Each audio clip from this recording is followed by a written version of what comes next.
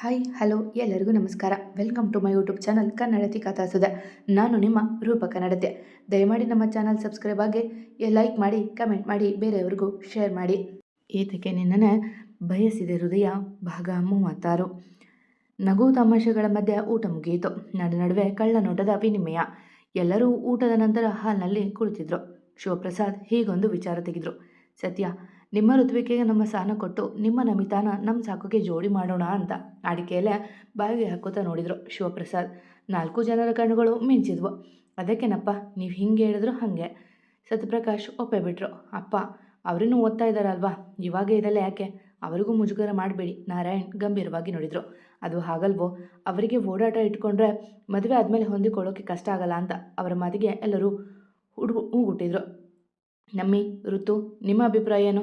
ಬೇರೆ ಯಾರನ್ನಾದರೂ ಲವ್ ಮಾಡ್ತಿದ್ದೀರಾ? ಅವರನ್ನೇ ನೋಡುತ್ತಾ ಕೇಳಿದ್ರು ಶೈಲಜಾ. ನೋ ಮಾಮ್, ಹಾಗೇನಿಲ್ಲ. ಇಬ್ಬರು ಒಟ್ಟಾಗಿ ನೋಡಿದ್ರು. ನಿಮ್ಮ ಕತೆ ಏನು? ಲಕ್ಷ್ಮಿ ಸಾನು ಸಾಕೋಕೆ ಕೇಳಿದ್ರು. ನೋ ಮಾಮ್, ನಮ್ಮದೇನೂ ಅಬ್ಜೆಕ್ಷನ್ ಇಲ್ಲ, ಸಾಕು ನೋಡಿದ. ಮೊದಲು ಎಜುಕೇಷನ್ ಮುಗಿಲಿ ಮಾ ಎಂದಳು ಸಾನು. ಆ ವಿಷಯವನ್ನು ಅಲ್ಲಿಗೆ ಬಿಟ್ಟರು. ಇನ್ನೂ ಹೆಚ್ಚಾಗಿ ಮಾತನಾಡಿದ್ರೆ ತೊಂದರೆ ಆಗಬಾರ್ದು ಎಂತು. ಅಲ್ಲಿಂದ ಎಲ್ಲರೂ ಖುಷಿಯಿಂದ ಮನೆಗೆ ತೆರಳಿದ್ರು.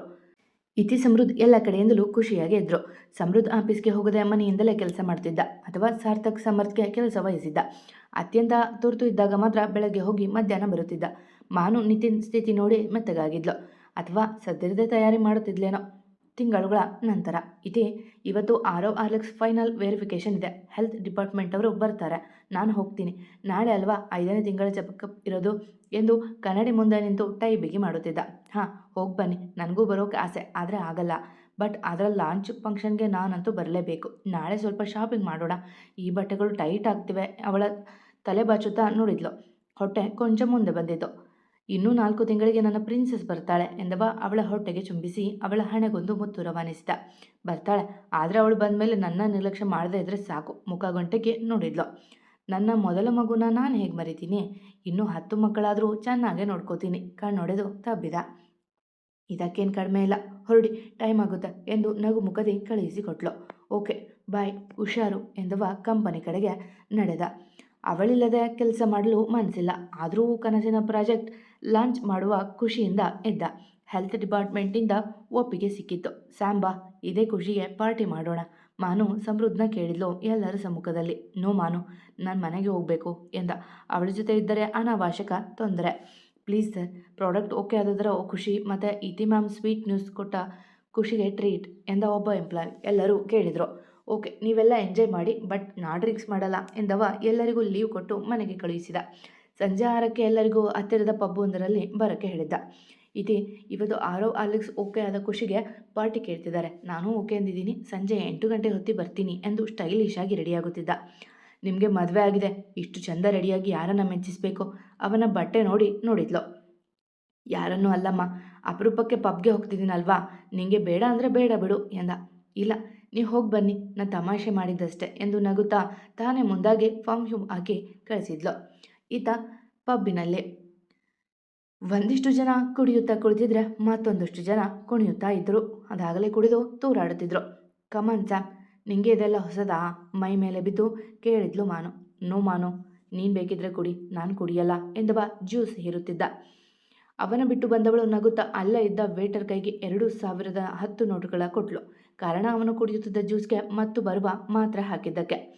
8 ಗಂಟೆ ಎಂದು ಹೇಳಿ ಹೋಗಿದ್ದವ 9 ಆದರೂ ಪತ್ತೆ ಇಲ್ಲ. ಯಾವ ಕರೆಗಳಿಗೂ ಉತ್ತರ ನೀಡುತ್ತಿಲ್ಲ. ಚಿಂತೆಯೇ ಆಗಿತ್ತು. ಮನೆಯವರೆಲ್ಲ ಸಮೃದ್ಧ ಮೇಲೆ ಕೋಪಿಸಿಕೊಂಡಿದ್ರು. ಜೊತೆಗೆ ಮಾನು ಸಮರ್ಥ್ ಇದ್ದರೂ ಭಯ. ಅವರು ಯಾಕೋ ಕರೆ ಸ್ವೀಕರಿಸ್ತಿಲ್ಲ. ಅಪ್ಪ, ಯಾಕೋ ಭಯ ಆಗ್ತಿದೆ, ಪ್ಲೀಸ್ ಏನಾದರೂ ಮಾಡಿ ನಾರಾಯಣ್ ಅವರನ್ನ ಕೇಳಿದ್ಲು. ನೀನು ಟೆನ್ಷನ್ ತಗೋಬೇಡಮ್ಮ, ಅವನೇ ಹೇಳಿದ್ನಲ್ಲ ಪಬ್ಗೆ ಹೋಗ್ತೀನಿ ಅಂತ, ನೀನು ಬೇಜಾರು ಮಾಡ್ಕೋಬೇಡ ಎಂದು ಸಮಾಧಾನ ಮಾಡಲು ನೋಡಿದ್ರು. ಇಲ್ಲ ಅಪ್ಪ, ಅವರು ಡ್ರಿಂಕ್ಸ್ ಮಾಡಲ್ಲ ಅಂದಿದ್ರು ಎಂದಾಗ, ಸರಿನಮ್ಮ, ನಿನ್ನ ಸಮಾಧಾನಕ್ಕೆ ನಾನೇ ಒಮ್ಮೆ ನೋಡ್ತೀನಿ ಎಂದವರು ಕಾರ್ ತೆಗೆದುಕೊಂಡು ಹೋದರು. ಅವರ ಹಿಂದೆಯೇ ಸಾರ್ಥಕ್ ಸಹ ನಡೆದ. ಅರ್ಧ ಗಂಟೆ ನಂತರ ವಾಪಸ್ಸಾದರೂ ಅವರ ಸುಳಿವು ಸಿಗದೆ.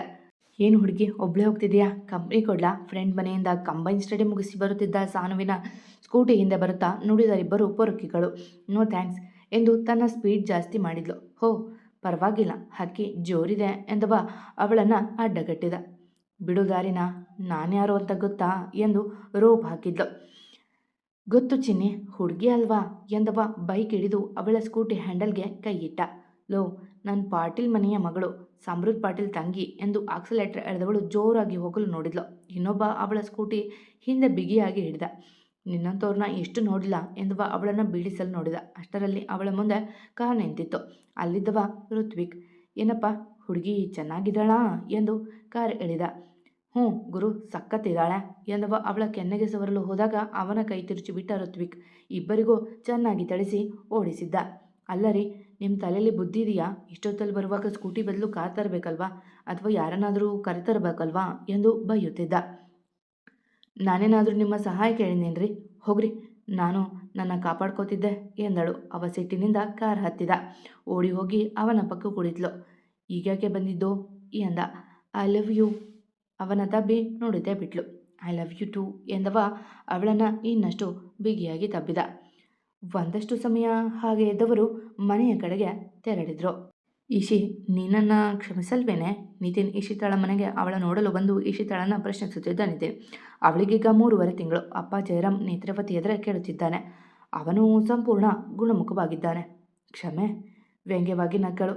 ಪ್ಲೀಸ್, ಒಂದೇ ಒಂದು ಅವಕಾಶ ಕೊಡು, ನನಗೆ ಪಶ್ಚಾತ್ತಾಪ ಆಗಿದೆ ಕಣೆ ಎಂದವ ಅವಳ ಕೈ ಹಿಡಿದ. ಇಲ್ಲ, ನಿನ್ನ ನಂಬಿ ಮತ್ತೆ ಮೋಸ ಹೋಗಿ ಅಕ್ಕನಿಗೂ ಮೋಸ ಮಾಡಲಾರೆ ನಿಷ್ಠುರವಾಗಿ ನುಡಿದ್ಲು. ನೋಡು ಇಶಿ, ನಾನಾಗ ಕೆಟ್ಟವನೇ ಇರ್ಬೋದು, ಆದರೆ ಈಗ ಬಲ್ಲಾಗಿದ್ದೇನೆ. ನಾನಾಗೆ ಬಲವಂತವಾಗಿ ಯಾವ ಹೆಣ್ಣನ್ನು ಪಡೆದಿಲ್ಲ. ಆದರೆ ಇತಿಯ ವಿಷಯವಾಗಿ ಹಠಕ್ಕೆ ಬಿದ್ದು ನಿನ್ನ ಬಳಸ್ಕೊಂಡೆ. ಆ ವಿಷಯಕ್ಕೆ ನನಗೆ ಇನ್ನೂ ನೋವಿದೆ. ಆದರೆ ನಾ ಯಾವ ಹೆಣ್ಣನ್ನು ಬಲವಂತವಾಗಿ ಮುಟ್ಟಿಲ್ಲ, ನಿನ್ನೊಬ್ಬಳನ್ನೇ, ಪ್ರಾಮಿಸ್ ಎಂದ. ಅವಳೇನೂ ಉತ್ತರಿಸಲಿಲ್ಲ. ಅಂಕಲ್, ಆಂಟಿ ನಮ್ಮ ಮನೆಯಲ್ಲಿ ಒಪ್ಪಿದ್ದಾರೆ. ಪ್ಲೀಸ್ ಅವಳನ್ನು ಕಳುಹಿಸಿಕೊಡಿ, ಚೆನ್ನಾಗಿ ನೋಡ್ಕೋತೀನಿ ಎಂದ ಅವರಿಬ್ಬರ ಕಾಲಿಗೆರಗಿದ. ಪ್ಲೀಸ್ ಇಶಿ, ನನಗಾಗಲ್ಲದೆ ಹೋದರೂ ಈ ಸಮಾಜದಲ್ಲಿ ನಮ್ಮ ಮಗುವಿಗೆ ಒಂದು ಸ್ಥಾನ ಕಲ್ಪಿಸುವ ಸಲುವಾಗಿ ಆದರೂ ನೀನು ನನಗೊಂದು ಅವಕಾಶ ಕೊಡು ಎಂದು ದೀನವಾಗಿ ಬೇಡಿದ. ಅಪ್ಪ, ಅಮ್ಮನ ನಿರ್ಧಾರವೇ ನನ್ನ ಕಡೆ ನಿರ್ಧಾರ ಎಂದರು. ನಿನ್ನ ನಂಬಿ ನನ್ನ ಮಗಳನ್ನು ನಿನ್ನ ಜೊತೆ ಕಳಿಸುತ್ತೇವೆ, ಚೆನ್ನಾಗಿ ನೋಡ್ಕೋ ಎಂದು ಅವರಿಬ್ಬರ ಕೈ ಜೋಡಿಸಿ ಜಯರಾಮ್ ಅವರು ಕಳಿಸಿಕೊಟ್ರು. ದೇವರ ಮನೆಗೆ ಓಡಿ ಹೋಗಿ ಒಂದು ಅರಿಶಿಣದ ಕುಂಕುಮ ತಂದರು ನೇತ್ರ. ತಗೋ ಇದನ್ನು ಅವಳ ಹಣೆಗೆ ಹಚ್ಚಿ ನಮ್ಮ ಮುಂದೆ ಅವಳನ್ನು ಸ್ವೀಕರಿಸು ಎಂದರು. ಅವರು ಹೇಳಿದಂತೆ ಮಾಡಿ ಬಟ್ಟೆಯ ಒಳಗೆ ಅಡಗಿದ್ದ ತಾಳಿಗೂ ಹಚ್ಚಿ ಹಣೆಗೆ ಬೆಚ್ಚನೆ ಮುತ್ತಿಟ್ಟ. ಇನ್ನು ಮುಂದೆ ನಿಮ್ಮ ಮಗು ನನ್ನ ಜವಾಬ್ದಾರಿ ಎಂದವ ಅವಳ ಕೈ ಹಿಡಿದು ಕರೆದೊಯ್ದ. ಮನೆಯ ಕಡೆಗೆ ನೋಡುತ್ತಾ ತನ್ನ ಹೆತ್ತವರ ಕಾಲಿಗೆ ನಮಸ್ಕರಿಸಿ ಕಣ್ತುಂಬಿಕೊಂಡು ಹೊರ ನಡೆದಳು ಈಶಿತಾ.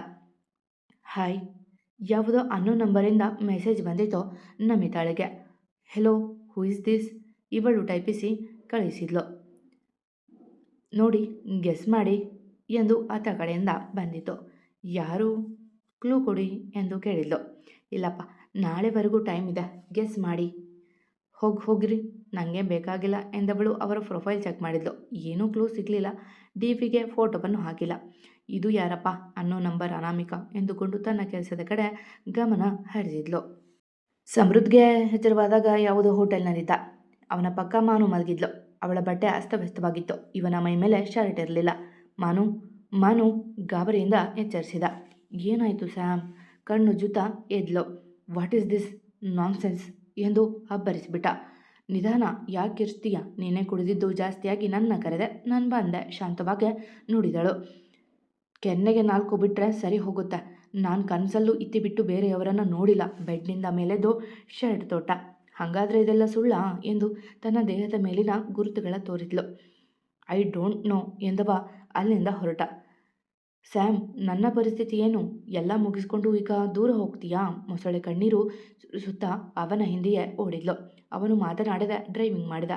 ಮನೆ ಬರುತ್ತಿದ್ದಂತೆ ಕಾರೆಳೆದು ಮನೆಯೊಳಗೆ ಓಡಿದವಳು ರೇಖಾರ ಮಡಿಲಿಗೆ ಬಿದ್ದು ದುಃಖಿಸುತ್ತಿದ್ಲು. ಯಾಕೆ ಮಾನು, ಏನಾಯಿತು? ರೇಖಾ ಆಶ್ಚರ್ಯದಿಂದ ಕೇಳಿದರು. ಮಾಮ್, ಸ್ಯಾಮ್ ಎನ್ನುತ್ತಾ ಬಿಕ್ಕಳಿಸುತ್ತಿದ್ಲು. ಏನಾಯಿತು ಸಮೃದ್ಧಿಗೆ? ಭಯಗೊಂಡಳು ಈತೆ. ಅವನಿಗೆ ಏನಾಗಿಲ್ಲ, ಆದದ್ದೆಲ್ಲ ನನಗೆ ಎನ್ನುವ ಹೊತ್ತಿಗೆ ಸಮೃದ್ಧಿ ಬಂದ. ಈತೆ ಓಡಿ ಹೋಗಿ ತಬ್ಬಿದ್ಲು. ಸಮೃದ್ಧಿ ಕೂಡ ಅವನನ್ನು ತಬ್ಬಿದ್ಲು. ಇವನು ನನ್ನ ಮುಂದೆ ಹೇಳದಾದೆ ಮುಖ ಮುಚ್ಚಿಕೊಂಡ್ಲು. ಏನಾಯಿತು ಅಂತ ಸರಿಯಾಗಿ ಹೇಳು, ಗದರಿದರು ಶರಾವತಿಯವರು. ಅಜ್ಜಿ, ನಾವಿವತ್ತು ಪಾರ್ಟಿಗೆ ಅಂತ ಪಬ್ಗೆ ಹೋಗಿದ್ವಿ. ಅಲ್ಲಿ ಇವನು ಜಾಸ್ತಿನೇ ಕುಡಿದಿದ್ದ. ಆಮೇಲೆ ಈತಿ ನನ್ನ ದೂರ ಇಟ್ಟಿದ್ದಾಳೆ ಪ್ಲೀಸ್ ಅಂತ ನನ್ನ ಬಲವಂತ ಮಾಡಿ ಎಳೆದುಕೊಂಡು ಹೋದ. ಆಮೇಲೆ ನಾನೆಷ್ಟು ಕೊಸರಾಡಿದ್ರು ಬಿಡದೆ ಎಂದು ಇನ್ನೂ ಜೋರಾಗಿ ಎತ್ತಲು. ಮಾನೋ ಕೆನ್ನೆಯ ಮೇಲೆ ಈತಿಯ ಕೈ ಗುರುತು ಮೂಡಿತ್ತು. ನನ್ನ ಗಂಡ ಏನು ಅಂತ ನನಗೆ ಗೊತ್ತು ಎಂದಳು ಕೋಪದಿಂದಲೇ. ಇತಿ ನನ್ನ ಮಗಳ ಮೇಲೆ ಕೈ ಮಾಡ್ತೀಯಾ? ಇತಿಯ ಮೇಲೆ ಕೈ ಎತ್ತಲು ಹೋದ ರೇಖಾರವರ ಕೈ ಹಿಡಿದ ಸಮೃದ್ಧ್. ಸಮೃದ್ಧ್, ಮಾನು ಹೇಳಿದ್ದು ನಿಜಾನಾ? ನಾರಾಯಣ್ ಗಂಭೀರವಾಗಿ ಕೇಳಿದರು. ಡ್ಯಾಡ್, ನೋ ಡ್ಯಾಡ್, ನಾನು ಡ್ರಿಂಕ್ಸ್ ಮಾಡೇ ಇರಲಿಲ್ಲ ಎಂದ. ಇಲ್ಲ ಮಾವ, ಸುಳ್ಳು ಎಂದಳು ಮಾನು. ಹಾಗಾದರೆ ಯಾವುದು ನಿಜ? ಜೋರಾಗಿ ಆವಾಜ್ ಹಾಕಿದ್ರು ಶಿವಪ್ರಸಾದ್ ಅವರು. ನಿಜಾನ ನಾನು ಹೇಳ್ತೀನಿ ತಾತ. ಧ್ವನಿ ಬಂದ ಕಡೆ ನೋಡಿದಾಗ ಅಲ್ಲಿ ನಿಂತಿದ್ದ ಸಮರ್ಥ್. ಈ ವಿಡಿಯೋ ನೋಡಿ ಎಲ್ಲ ತಿಳಿಯುತ್ತೆ ಎಂದವ ಟಿವಿಗೆ ಮೊಬೈಲ್ ಕನೆಕ್ಟ್ ಮಾಡಿದ್ದ. ಯಾರಿಗೂ ಕಾಣದಂತೆ ಮಾನು ಕಡೆಗೆ ಹೆಬ್ಬೆರಳು ಎತ್ತಿ ತೋರಿಸಿದ್ದ. ಮುಂದುವರಿಯುವುದು. ಕತೆ ಇಷ್ಟ ಆದರೆ ಕಮೆಂಟ್ ಹಾಕಿ, ಜಾಸ್ತಿ ಇಷ್ಟ ಆದರೆ ಸಬ್ಸ್ಕ್ರೈಬ್ ಆಗಿ. ಎಂದಿನಂತೆ ನಿಮ್ಮ ಪ್ರೀತಿ, ಕಮೆಂಟ್, ಪ್ರೋತ್ಸಾಹದ ನಿರೀಕ್ಷೆಯಲ್ಲಿ ನಾನು ನಿಮ್ಮ ರೂಪಕ ನಡತೆ. ಅಭಿಪ್ರಾಯ ತಿಳಿಸ್ತಾ ಇರೋ ಎಲ್ಲರಿಗೂ ನನ್ನ ತುಂಬು ಹೃದಯದ ಧನ್ಯವಾದಗಳು.